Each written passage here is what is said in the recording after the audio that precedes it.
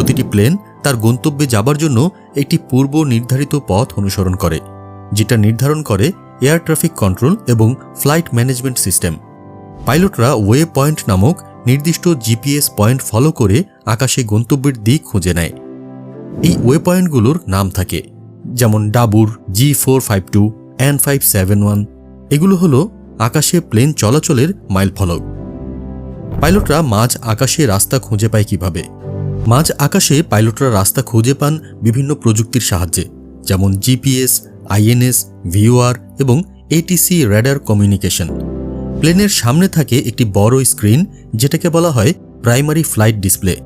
সেখানে প্লেনের বর্তমান অবস্থান, উচ্চতা, গতি ও গন্তব্য দেখায়। আর প্রতিটি সময় পাইলটরা এটিসি এর সঙ্গে যোগাযোগ রেখে চলে, যেন কোনো সময় কোনো ভুল পথে চলে না যায়। একটি প্লেন কী ধরনের ফুয়েল ব্যবহার করে?